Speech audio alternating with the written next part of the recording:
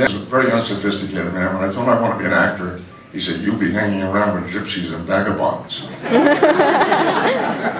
It sounded kind of interesting to me, actually. But then he gave me the only advice that my dad, really, the only advice he ever gave me. He said, "Learn to play the accordion. You can always make a living with an accordion." I didn't take my dad's advice. Did you? The last movie that I saw before I left Boston was Shakespeare's Henry V, starring Laurence Olivier and directed by Olivier. Olivier was considered the greatest actor of his generation. And the theater where I did Awake and Sing there was a beautiful curtain. It was an embroidered curtain. It was a forest scene on a cloth. And at the bottom of the curtain, it said, "Act well your part, there all honor lies." And it made a big impression on me. I thought, well, you got to take this seriously. It's an art form. You got to take art seriously in order to do honorable work. And then I go to see this movie, Henry V with Olivier, and there comes a point in the movie, in the story, when he's the King of England, and his troops, tomorrow morning, are going to fight the French at the Battle of Agincourt. And they're vastly outnumbered by the French. The French have a lot more people, a lot more men in their ranks. So the English are looking like they're going to take a beating. And King Henry goes out at night wearing a hood, just like Spock in Star Trek 3, actually. And, he's disguised. He wants to know what his troops are thinking. So he goes out in the night to listen to what people are talking about. And he hears somebody say that they wish they had more men. And he says, "What's the wishes so? My cousin, Westmoreland? Nay, cuz, wish not a single man more. If we had marked to die, we are now to do our country loss. But if to live, the fewer men, the greater share of honor." Whoa. There's that word again. Then he goes on to say, "By Jove, I am not covetous for gold, nor care I who doth feed upon my cost. It yearns me not if men my garments wear, such outward things dwell not in my desires. But if it be a sin to covet honor, I am the most offending soul alive." And I got chilled listening to him say that. I've got something's going on here with this word. I've got to pay attention. And that was the last film I saw. I got on a train and left Boston to go to California. And I went to that great citadel of honor known as Hollywood.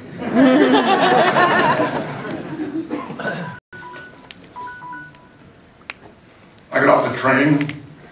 I moved into a rooming house where I shared a room with 3 other guys. We each paid $6 a week. I got a job in an ice cream shop. I got my 8x10 glossy photographs, and I started knocking on doors of the agencies up and down Sunset Boulevard. They weren't too very long. It wasn't really, maybe within a year, I found myself on a soundstage acting in a film. I thought, wow, here I am. Not so bad. I got the costume, I got the makeup, there's the camera, there's the sound crew, there's the actors and the set, and here we are, we're making a movie. And I thought, oh, this is a great start. And to this day, I can't imagine why that job didn't propel me into stardom. It was a great project called Zombies of the Stratosphere. Is it good? Yeah, it's like... There we are. My dad watched it. 3 of us came to Earth in a ship that staggered across the screen. Behind a trail of smoke. We landed, we stole a pickup truck and a couple of Colt 45 revolvers and announced we're going to take over Earth. There he is. Your favorite zombie. That's me. It is, that's me. Does it look like me? No? Kind of.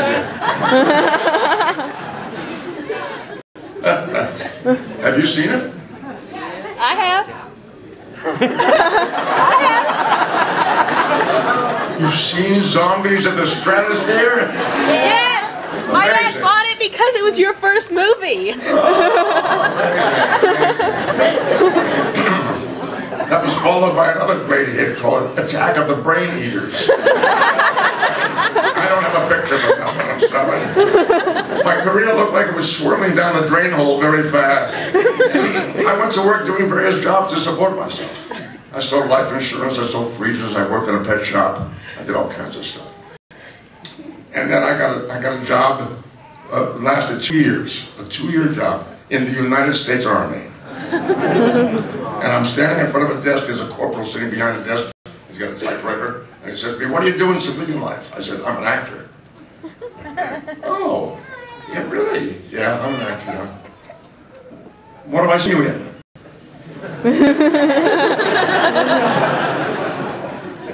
"Zombies at the Stratosphere." "Infantry." I spent 2 years in the Army. And I came out, when I came out, I was married, I had a child, and another one on the way. I was kind of busy. And I took a job at night. I had to work nights so I could, during the day, I could go out on auditions and interviews for acting work. And one night, I got a call to go to the Bel Air Hotel to pick up Mr. Kennedy. So, being from Boston, the Kennedy name meant something to me. And this was in 1956, you got to understand, hardly anybody knew him outside of Massachusetts because he had not yet had any national attention. So, I went to the Bel Air Hotel and I asked for Mr. Kennedy. Doorman made a call, he said, "He'll be out in a minute." And sure enough, here came Jack Kennedy walking out of the hotel. And later that year, he spoke at the Democratic Convention at a major speech and suddenly started to become a national figure. But this was early in '56. And he got in a cab and he asked me to take him to the Beverly Hilton Hotel, which was a very short ride. And I said, "How are things in Massachusetts, Senator?" And he lit up. He was excited that somebody recognized him in California. And he said, "Are you from Massachusetts?" I said, "Yes." He said, "What part?" I said, "Boston, the inner city, West End." He said, "I know the area well," which of course I knew he did because his office on Beacon Hill was just about 3 or 4 blocks distance from where I grew up. So he said, "What are you doing out here?" "Well, here I am." I said, "I'm an actor." And he said, "A lot of competition in your business." And I said, "Yes." And he said, "Well, just the same as mine." And then he said something to me that saw me through a lot of tough times. He said, "Always keep in mind, there's room for one more good one." So I said, "Thank you very much, that helps." And it did, because I dedicated myself to trying to be a good one. Not just an actor, but to be a good one, to really learn the craft. And I studied and I worked hard at it. But I'll never forget that night. And then gradually I began to learn my way, how to go about building a career as an actor. I was interviewed at Republic Studios, and producer said to me, "Do you ride?" I said, "No," he said, "not drive, do you ride horses?" I had never been on a horse. So I said, "No." Well, that's a big mistake. In Hollywood, they want it very fast. Whatever they ask you to do, you say, "Oh, I can do that, sure." Could you drop 100 feet off the back of an ocean liner and fight a shark and get back on the boat? Of course. You know. I've done that several times. Yeah. So, you always say, "Yes, I can do that. I can do that." And I went out and I learned how to ride, and then I did a bunch of westerns, among other things. I did Gunsmoke and Wagon Train and Bonanza and Rawhide with Clint Eastwood. I did all those western shows. As a matter of fact, that's the Army. That's me in the Army. Hi. Oh, that's awesome.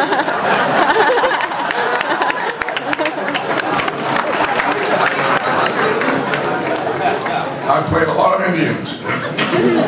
I played Indian roles that Indians wouldn't play. There's Bill Shatner acting like a cowboy, and Jimmy doing a laughing Indian, and DeForest Kelly, God bless him. The only one who looks authentic in this picture to me is B. Kelly. The rest of us look like we're faking it. Anyway, I did a lot of westerns, and a lot of other stuff. And then, around 1960, I was cast in a play in Los Angeles, a play called Death Watch, and for various reasons, because it was by an interesting playwright named Jean Genet, we had heard about, oh, well, what's that? Who said yay? You're the zombies of the Saturday person.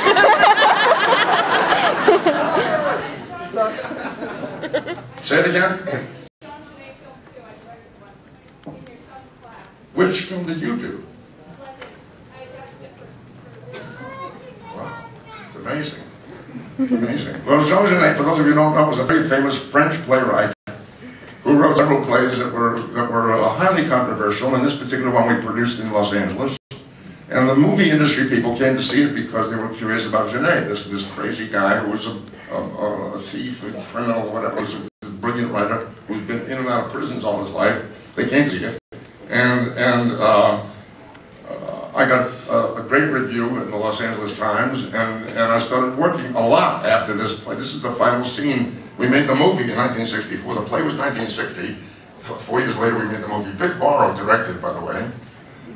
That's me standing in the middle, of course, and the guy on the right of your screen, wearing the uniform of a guard, is Robert Ellenstein, who I was able to cast later as the president of the Federation in Star Trek IV, The Voyage Home. Yeah. So this is the experience that kind of triggered everything. Suddenly I started to work a lot. It gave me a great career lift. I was in Twilight Zone, Outer Limits, Dr. Kildare, Perry Mason, and finally, eventually, The Lieutenant series, produced by Gene Roddenberry and starring Gary Lockwood. And when that episode was done, my agent called me and said Gene Roddenberry called and said he has you in mind for a part in a pilot that he's going to produce for a science fiction show. Well, I didn't take it too seriously. I thought, you know, somebody's thinking about me for a part in a pilot that might get made, and if it gets made, it might get sold, and if it gets sold, the character might be cut out of it. You know, you never know what these things. Can't take it too seriously until it's real. So I put it on my mind, but sure enough, a couple of months went by, and my agent called and said, Mr. Roddenberry wants to meet you. So I said, okay, I'll go for this meeting, this audition, or whatever it's going to be. And Gene started to show me through the various departments. He showed me the sets that were being built. He showed me the costumes that were being created. He showed me the props, the tricorder and the communicator. Showed me the weapons, the phasers, and so forth. Started to talk to me about this character. Very interesting character. Human mother, Vulcan father, internal conflict, very interesting condition, which I could understand. It could give an actor something to play, something to work on. And of course, wear pointed ears. It was good up to then, you know. So I thought, okay, all right, okay, sounds interesting. The character sounds interesting. I'll take a chance. And we went ahead. Oh, of course, we went ahead and did it. That's no secret, is it? This was one of the very first photographs taken of us. We had just begun shooting the show. And somebody said, there's a guy outside who wanted to talk to you. I mean, I think he was from Sacramento, a TV guy. And we walked out there, and there he was with a camera. And we got this photograph. A casual shot to be over.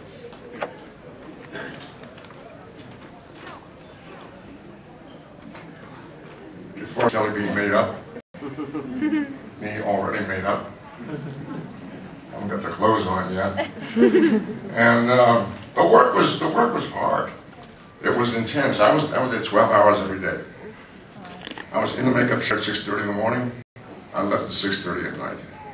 And I went home and studied lines, had a fast meal, went to sleep, up at 5:30 in the morning to be to work at 6:30 again the next day. And often traveling all over the country doing promotion appearances on the weekends. So it was hard. It was intense. And, well, we loved it. We loved it. It was what we wanted to do with our lives.